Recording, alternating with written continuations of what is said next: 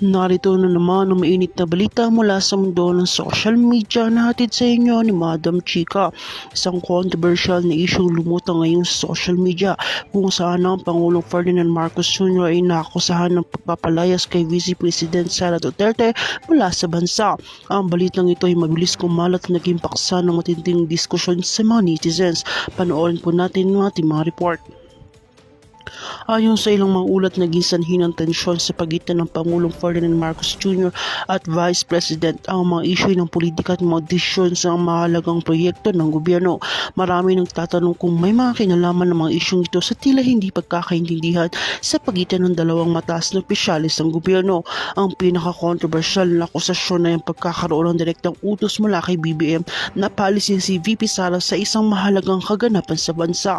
Agad na kumalat ang mga usap-usapin sa social media kung saan ang ilang netizens ay nagpapahayag ng kanilang saloobin. Ayon sa kanila, tila hindi raw nararapat ang hakbang na ginawa ni Pangulong Marcos lalo na't may bilang Vice President ng bansa.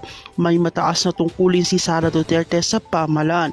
Pinunahan nila ang aksyon ni BBM at giniit na mas nararapat siyang umalis sa bansa kaysa isang opisyal na nakisilbi sa bayan.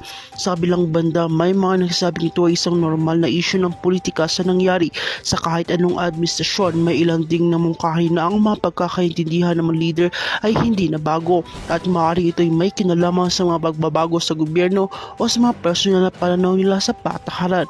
Ngunit ang pangyayari ay nagdulot ng malaking epekto sa publiko at nagbigay daan sa mga komentaryo at reaksyon mula sa mga mamamayan. Sa gitna ng kontrobersya, nagsalita naman ng ilang miyembro ng Malacanang at nilinaw na walang ganitong direktang utos mula kay Pangulong Marcos.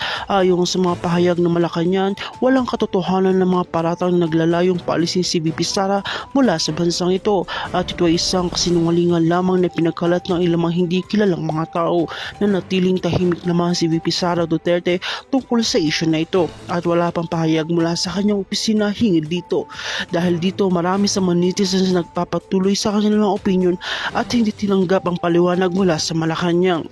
May ilan din na nagsasabing ang mga isyong nito ay nagiging hadlang sa pagpapabuti ng bansa at sa pagtutok ng gobyerno sa mga pangunahing isyu tulad ng ekonomiya at kalusugan.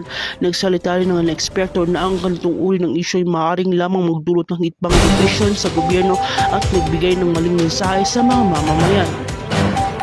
Ito po ang aming balita ngayon at kung ikaw ay bago pa lamang sa aking channel ay huwag kalimutan mag-like, share and subscribe para updated ka sa mga panibagong balita at para naman po sa mga karagdagang impormasyon, panoorin po natin ng buong video.